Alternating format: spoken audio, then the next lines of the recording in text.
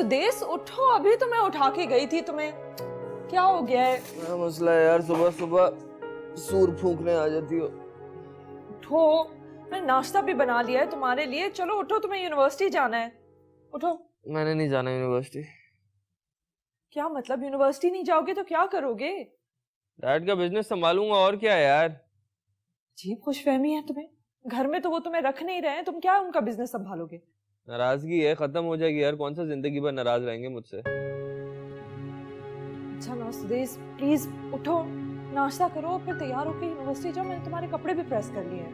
मैंने कहा ना मुझे नहीं पढ़ना, नहीं पढ़ी जाती मुझसे इतनी मोटी मोटी किताबें। अब तक भी तो पढ़ के ही बड़े हुए हो ना। वो बस गुजारा था।